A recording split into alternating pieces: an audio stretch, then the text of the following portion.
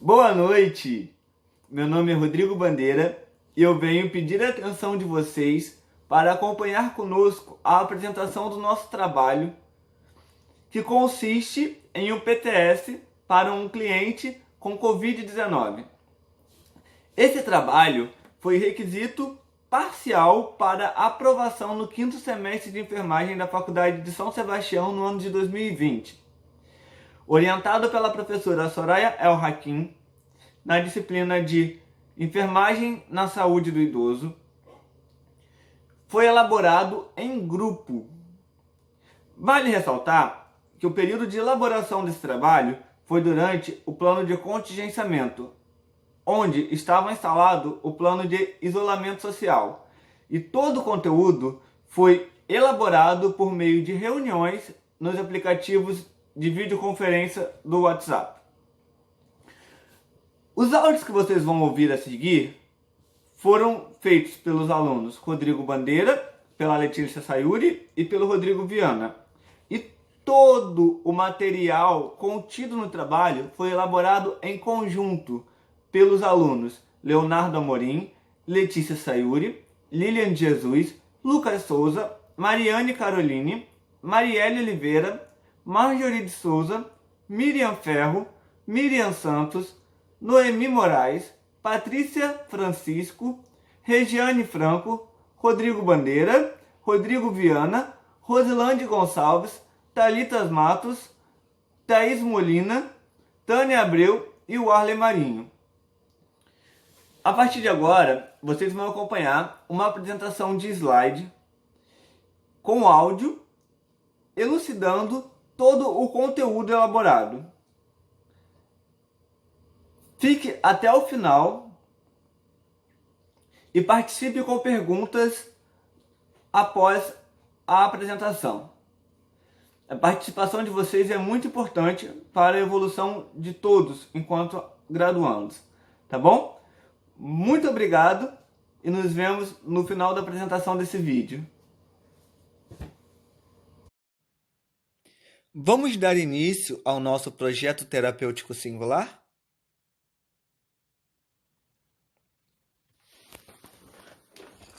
Covid-19 é uma patologia infecciosa viral. Ela recebe esse nome pois sua causa é oriunda da infecção pelo coronavírus SARS-CoV-2. Sua apresentação, a primeira vez aconteceu no ano de 2019, na província de Wuhan, na China. Essa doença, ela apresenta um quadro clínico que pode variar, desde infecções assintomáticas a quadros respiratórios graves. A maior parte das pessoas que estiverem infectadas com o vírus da Covid-19 pode experimentar uma doença respiratória de leve a moderada e se recuperar sem a necessidade alguma de qualquer tratamento especial. Porém, pessoas com idades mais avançadas ou pessoas com comorbidades, como doenças cardiovasculares, diabetes, doenças respiratórias crônicas e câncer, tem uma maior probabilidade de desenvolver seu quadro grave. Sua sintomatologia, vale ressaltar que há um número grande de pessoas assintomáticas. E isso é uma grande preocupação para as políticas públicas de saúde, pois essas pessoas, apesar de não apresentarem sintomas, ainda assim estarão disseminando o vírus. Já quando há apresentação dos sintomas, os mais comuns se dão a febre, tosse seca e cansaço.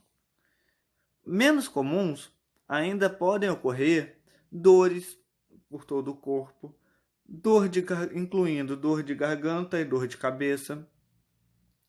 Também a presença de diarreia, conjuntivite, perda de paladar ou olfato e erupções cutâneas na pele ou descoloração dos dedos das mãos ou dos pés. Já o seu quadro mais grave, ele há uma apresentação sintomática de dispneia, angina e perda de fala ou movimento. Precisamos ter em mente que a sintomatologia nos idosos ela é maior em sua apresentação.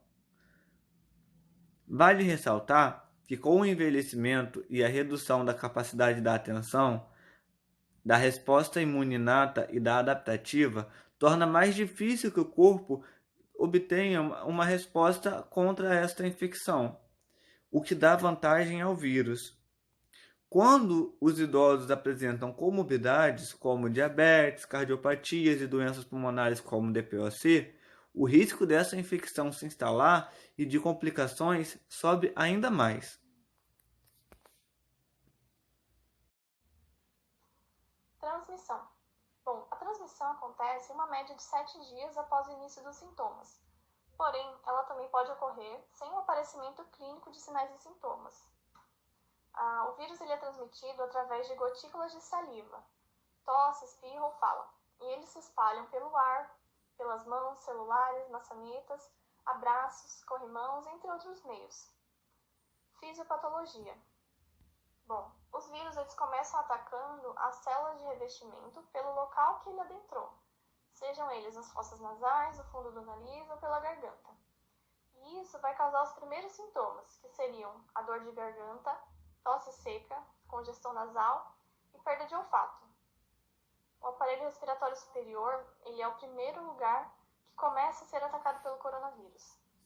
Bom, o coronavírus ele possui uma camada de revestimento lipídica, onde há presença de proteínas. Dentre elas, a gente pode destacar a proteína S, que ela é a responsável por permitir que o vírus consiga se fixar nas nossas células do sistema respiratório. E já na nossa membrana plasmática das nossas células, a gente tem um receptor que se chama ACE2, que são os responsáveis por permitir a fixação do vírus na célula. Algumas pessoas têm esse receptor nas células em maior quantidade, e até mesmo alguns medicamentos vão estimular o aumento desse receptor, o que vai facilitar e intensificar a ação do vírus. Bom, após o vírus se fixar na célula, o RNA viral dele, que é o material genético, vai adentrar na nossa célula, fazendo com que a mesma replique o seu RNA viral e fabrique novos vírus, até o ponto da nossa célula explodir e acabar liberando esses vírus recém-produzidos no nosso organismo. Cada vírus vai procurar uma célula e vai repetir esse mesmo processo, entre aspas, de escravização da célula, né? E lembrando que cada vírus pode replicar até 100 mil novos vírus. Bom, nesse processo de expansão, o coronavírus ele vai descendo e migrando para os aparelhos do sistema respiratório inferior. Chegando nos nossos pulmões, o vírus vai causar uma inflamação, que é a nossa resposta no organismo para um agente invasor. Nesse momento, o nosso sistema de defesa ele vai mandar todos os suprimentos necessários e possíveis que ele puder, sendo eles mais sangue para a região, água, ele vai elevar nossa temperatura corporal e vai enviar células de defesa também.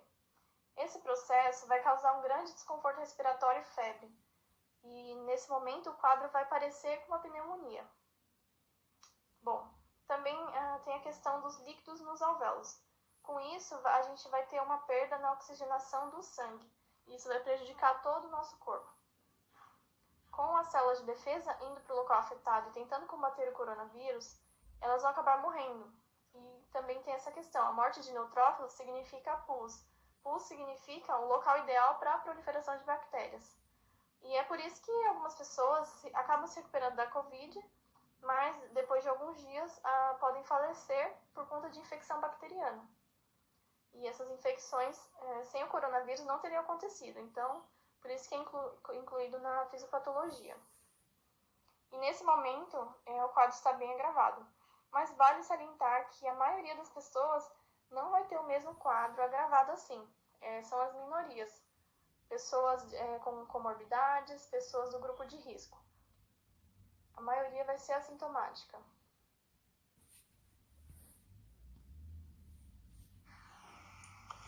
Oi, gente, eu vou falar um pouco sobre o tratamento do Covid-19, mas como todos sabem, atualmente não existe nenhum medicamento ou medida específica para o tratamento desse vírus. Porém, são apontadas algumas medidas para o suporte para pacientes que possuem ele. Algumas delas são a oxigenoterapia, a ventilação mecânica, que é a mais utilizada atualmente, né? Ou a ventilação não invasiva, antimicrobianos, intubação endotraqueal, gerenciamento de choque séptico. E uma medida que a gente tem que tomar muito cuidado é para evitar que o paciente se desconecte do ventilador, o que resulta em uma perda de PIP e atelectasia. A atelectasia é o colapso do tecido pulmonar com perda de volume, que os pacientes que acontecem isso podem ter dispneia ou insuficiência respiratória. Como eu falei, não há nenhum medicamento ou medida efetiva para o tratamento desse vírus, porém tem algumas em fase de testes e eu vou falar elas para vocês. A primeira são os inibidores de protease, que são antirretrovirais usados principalmente para o tratamento do HIV, que reduz a carga viral, mas não existem dados definitivos que sugerem a melhora dele no tratamento do Covid-19. Outros são os antimaláricos, que atualmente virou grande assunto na mídia, que são a cloroquina e a hidroxicloroquina. São medicamentos utilizados para tratamento da malária e profilaxia. Esses medicamentos alteram o pH endossômico e interferem na replicação viral, enquanto a cloroquina também pode suprimir o fator de necrose tumoral alfa e interleucina 6. Embora eles sejam medicamentos de forma segura, ambas são tóxicas em caso de overdose e podem causar índices significativos de arritmia cardíacas, que podem tornar potencialmente fatais. Podem causar também pancreatite, hepatite e problemas na retina. Por esses fatores, atualmente ele não é recomendado no uso do tratamento do Covid-19. Outro é o plasma convalescente, que são anticorpos monoclonais que agem contra o receptor da IL-6. Esses reduzem a resposta inflamatória, que inibe a produção dos reagentes de fase aguda, particularmente em situações de infecção graves por Covid-19. Apesar do seu benefício teórico, atualmente também existem alguns efeitos colaterais, que incluem a transaminases elevadas, neutropenia, perfuração gastrointestinal e reações à infusão. Portanto, também não é recomendado para o tratamento. E o último é o Remdesivir, que o Remdesivir é um medicamento antiviral desenvolvido inicialmente para o tratamento do Ebola, que atualmente ele está sendo utilizado em fase de testes para o coronavírus. Porém, ele é um medicamento experimental e não foi aprovado pela FDA. Agora que nós já sabemos o que seria o Covid-19, vamos falar um pouco sobre o que é o PTS? PTS é uma ferramenta comumente utilizada no Núcleo de Saúde da Família, a NASF, sendo que ela consiste numa grande ferramenta utilizada na estratégia de saúde da família. Desta forma, ela utiliza de uma equipe multiprofissional para uma implementação efetiva em casos complexos. O Caderno da Atenção Básica de 2010, ele diz que a confecção de um PTS ela se dá por meio de 4 etapas. Em primeiro lugar, a identificação de um diagnóstico situacional. Logo após, a definição de metas, a divisão de responsabilidades e a reavaliação. Devemos ter em vista a percepção de Miranda, em 2012, que afirma que o PTS possibilita a confecção efetiva de condutas terapêuticas e que deve ser elaborado para o usuário e com a sua participação ativa. Em seu artigo, os autores ainda colocam e disponibilizam um mapa conceitual que demonstra como que seria a confecção de todo o planejamento efetivo do PTS, sendo obtido através da pactuação dos profissionais e a necessidade da assistência com a participação do sujeito.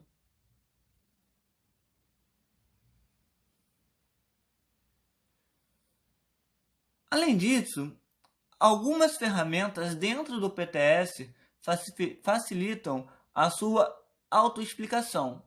Devemos ter em mente que a finalidade do PTS é fazer essa implementação de uma forma que dê uma linguagem também facilitada para todos os profissionais.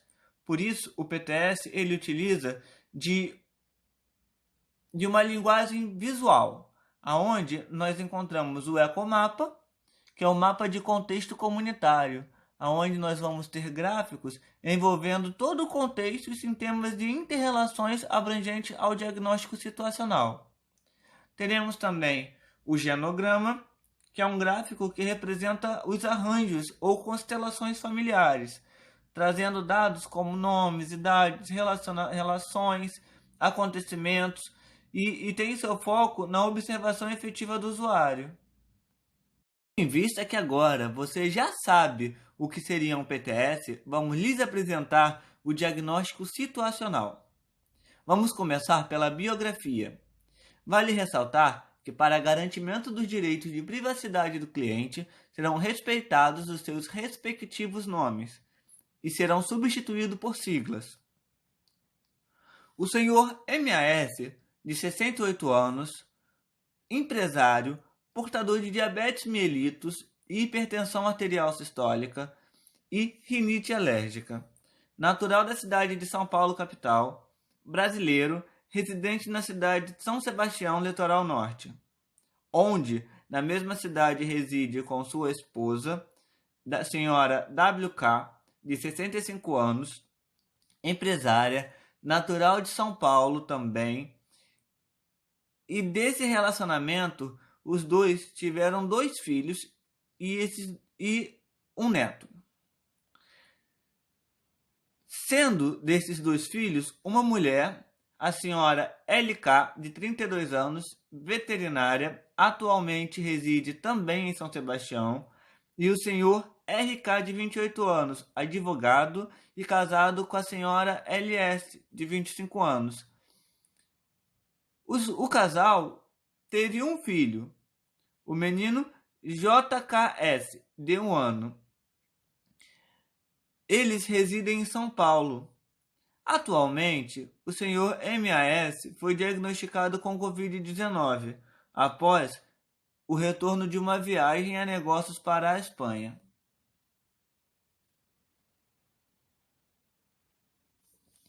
O genograma familiar ele pode mostrar os relacionamentos oriundos dessa família em torno do senhor MAS. O genograma em questão, em quadrado, ele mostra as figuras masculinas. Em círculo, ele mostra as figuras femininas.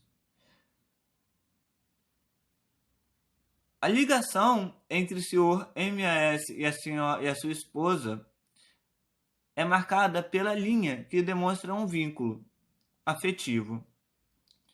Essa linha se dissemina em 2 pessoas, a sua filha de 35 anos e o filho de 25 anos.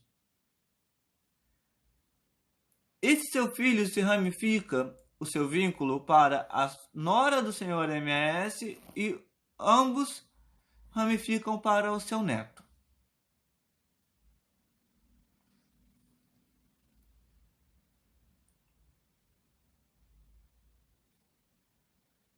Vamos agora avaliar o histórico do diagnóstico situacional. A viagem de negócio. O senhor MAS, por ser um empresário bem-sucedido, atualmente possui empresas em vários países, dentre eles Espanha e Portugal.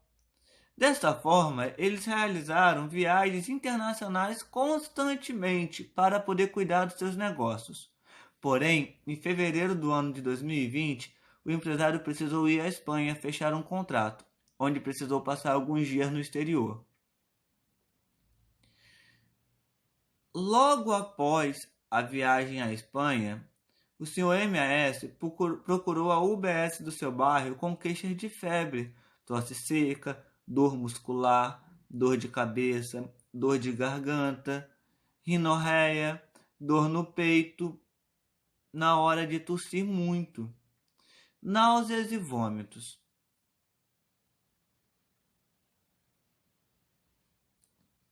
A primeiro momento, o Sr. MAS obteve um diagnóstico errôneo. Depois de uma consulta com o médico clínico geral, foi diagnosticado com uma síndrome gripal, por decorrência de rinite, e foi orientado a praticar o isolamento em casa, em decorrência da quarentena que havia chegado no Brasil. Porém, a complicação seguiu logo após, quando, 15 horas após a sua ida à UBS, foi levado até o Hospital de Clínicas de São Sebastião por uma ambulância de UTI, acompanhado de sua filha LK, com piora do quadro associado à alteração do estado respiratório, com queixa de dispneia progressiva.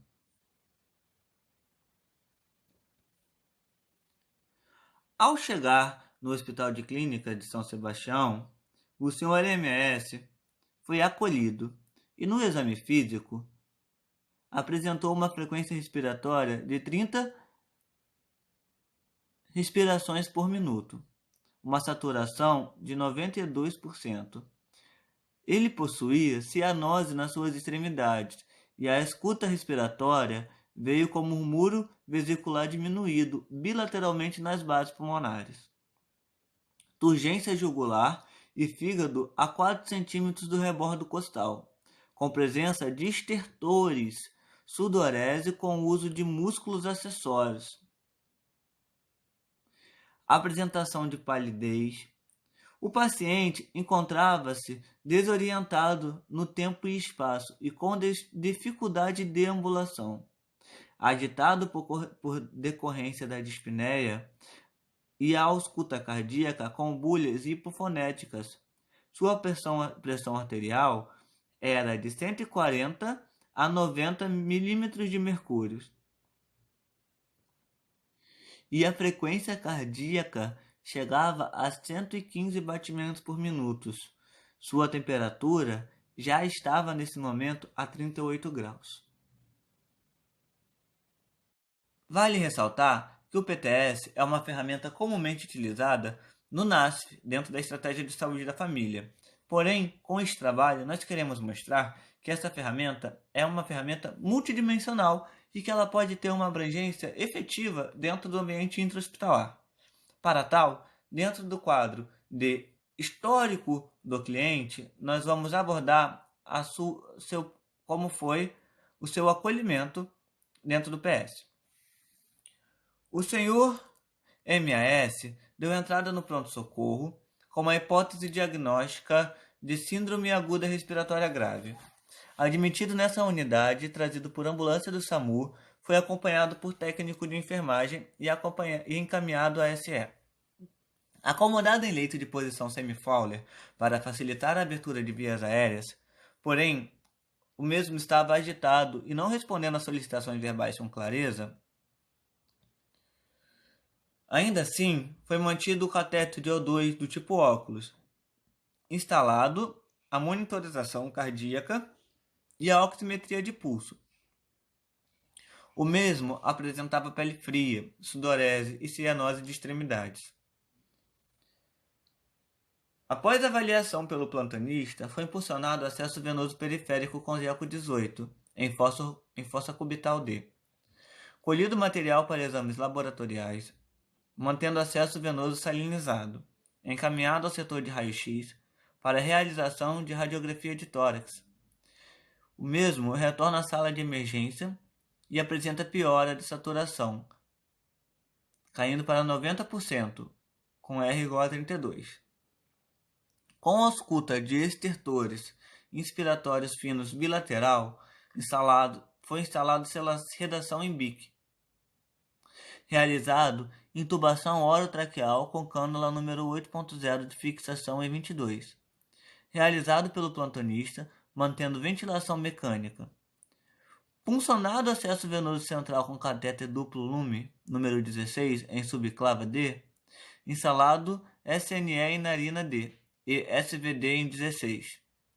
Com retorno de diurese amarelo-ouro, encaminhado para UTI em isolamento respiratório, com orientações de precauções. Ainda para efeito do diagnóstico situacional, vamos observar o exame físico deste cliente após sua internação. Sr. M.A.S. estava sedado, com abertura ocular ao ouvir seu nome. Encontrava-se em decúbito dorsal, sua pele apresenta elasticidade conservada, pelos finos e curtos, unha satisfatória, couro cabeludo íntegro, sem sujidades, os globos oculares sem alterações, mucosa normocrômica, esclerótica anictérica e acuidade visual preservada, cavidade nasal sem alterações visíveis e sem presença de secreções, mantendo SNE em narina direita, para a gavagem. Pavilhão auricular sem alterações, lábios ressecados, adontia parcial, higiene oral satisfatória, mucosa bucal rosada, úmida e sem lesões, pescoço com boa motilidade, glândulos e tireoide não palpáveis e traqueia posicionada em linha média. Mantendo o catéter duplo lumen em subclávica direita, sem presença de sinais flogísticos, tórax simétrico com expansibilidade normal, mantendo o monitor multiparâmetros, bulhas normofonéticas em 2 tempos, ruídos hidroaéreos audíveis, tórax simétricos, membros superiores com boa mobilidade, com integridade óssea mantida, abdômen normal, sem lesões, com forma globulosa, ruídos hidroaéreos presentes nos 4 quadrantes, ausência de vômitos e 3 episódios de diarreia, aparelho genital íntegro, mantendo SVD número 16 com fixação em membro inferior esquerdo, próximo à região inguinal. Diurese amarelo-ouro, membros inferiores com integridade óssea mantida.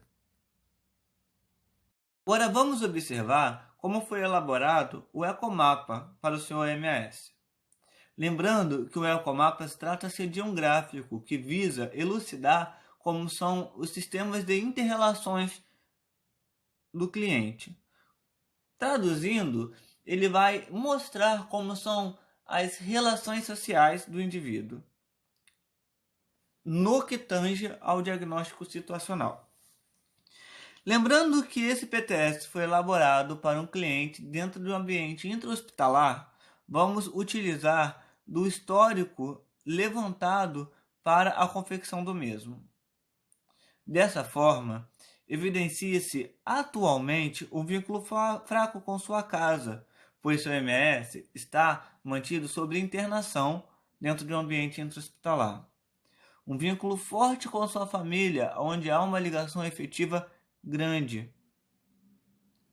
Ainda assim, há um vínculo forte com as suas viagens, tendo em vista o motivo pelo qual o seu MS.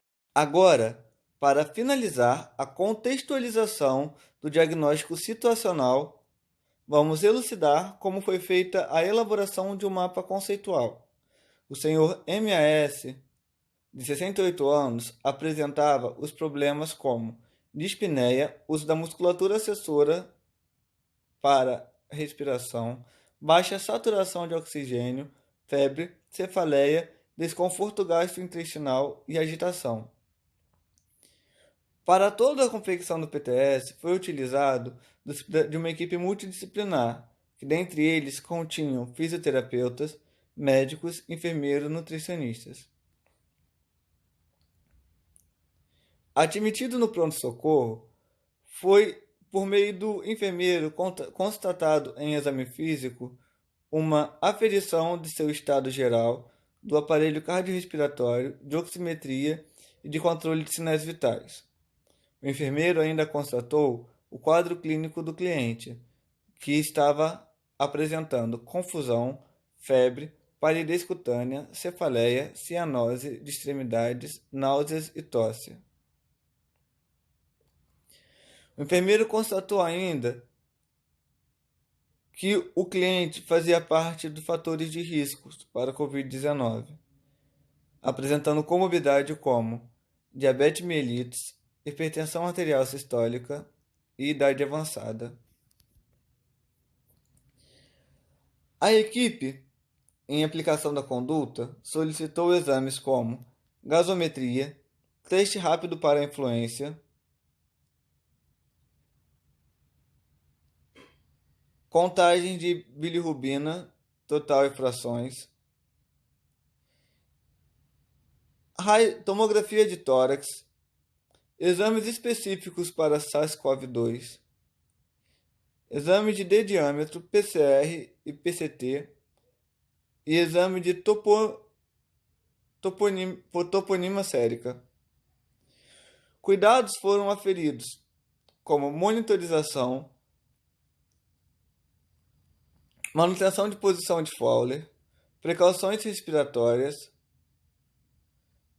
proporcionar conforto, manter grade de leito elevada, administração de medicamentos conforme prescrição médica e oxigenoterapia conforme prescrição médica.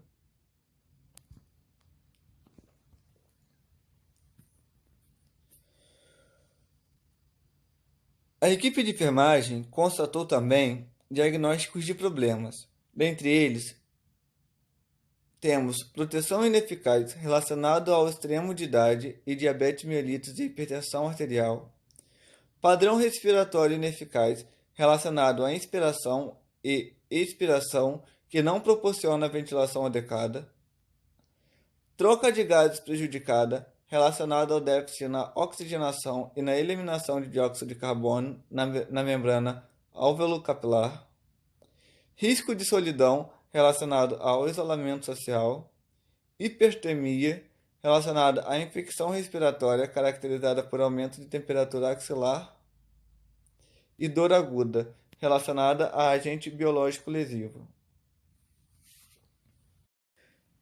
Levantado todo o diagnóstico situacional do cliente, partimos para a segunda fase da elaboração de um PTS, que consiste na definição de metas.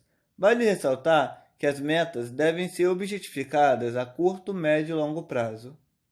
Também é de suma importância que na elaboração do PTS seja aferido a participação do usuário, seja ele em indivíduo ou comunidade. Neste caso, tratando de um paciente oriundo de um ambiente intra-hospitalar, pode-se orientar e participar a família. Deste modo, a curto prazo, objetifica-se higienizar toda a casa, imóveis e ambientes, evitar o contato com olhos, bocas e nariz, preconizar a utilização de máscaras e manter toda a família em isolamento por 14 dias, até que sejam realizados os testes para o coronavírus nos moradores do mesmo ambiente.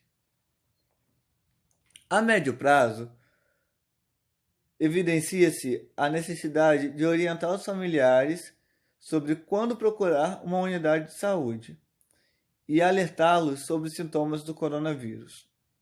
A longo prazo, ainda se objetifica-se a orientação dos familiares sobre o quadro de saúde do paciente e orientar sobre o possível prognóstico de acordo com a evolução do mesmo. Dando seguimento aos passos do PTS, adentraremos agora no quesito de divisão de responsabilidades, do quais, para o caso supracitado, teremos a equipe multidisciplinar com os seguintes profissionais envolvidos. Utilizaremos dos esforços dos técnicos e auxiliares de enfermagem na aplicação e manutenção de condutas propostas pelos enfermeiros e médicos, dos profissionais enfermeiros que farão a gestão, a manutenção e a implementação dos cuidados relativos à melhora do mesmo e aos problemas encontrados, dos médicos que farão a gestão, a implementação e a manutenção das condutas relativas ao tratamento do cliente, ao fisioterapeuta que participará do processo de reabilitação do mesmo, ao nutricionista que participará com a gestão e a aferição da dieta, assim como a sua implementação, e do assistente social que dará suporte para a família, seja no embasamento quanto às medidas sociais cabíveis, como auxílios financeiros que podem ser solicitados mediante ao seu afastamento de serviço, e também no acompanhamento das famílias em sua residência para verificar se as condutas propostas estão sendo seguidas.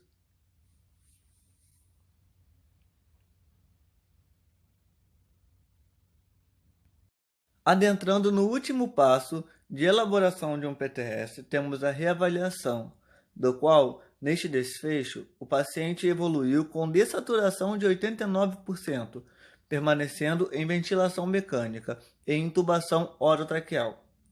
Desse modo, o mesmo permanece em estado grave na UTI.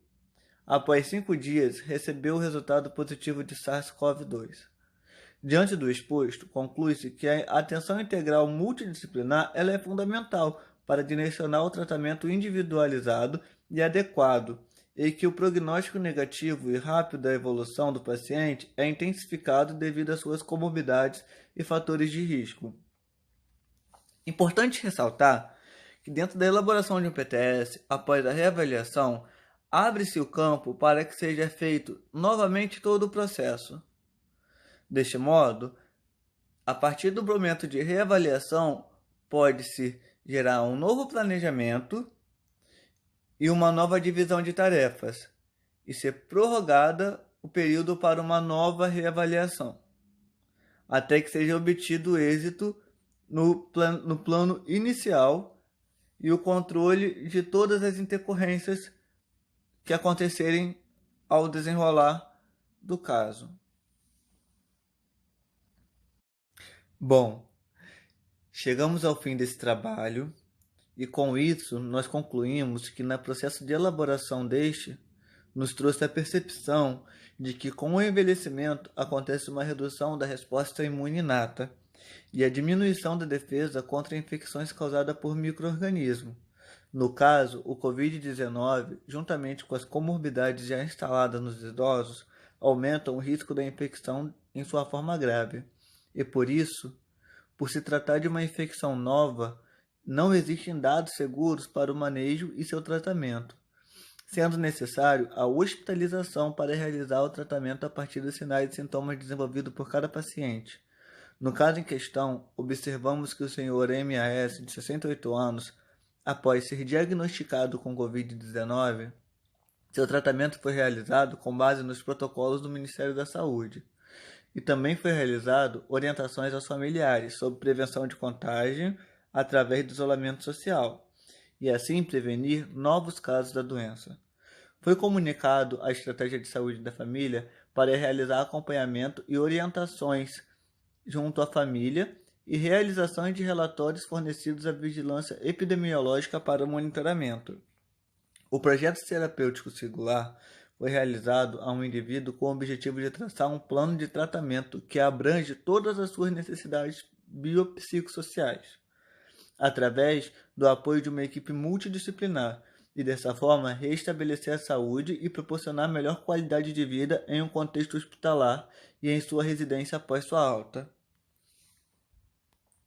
Agora, deixamos para vocês uma base de revisão literária, onde nós utilizamos para poder elaborar o conteúdo desse trabalho. Agradecemos a atenção de todos e pedimos que, mediante ao exposto e a gravidade da situação, que todos nós nos protejamos uns aos outros e que quem puder ficar em casa fique, para que a gente possa passar por esse período difícil e turbulento o mais rápido possível. A turma de 2018 da Faculdade de São Sebastião do curso de enfermagem agradece a todos que viram esse vídeo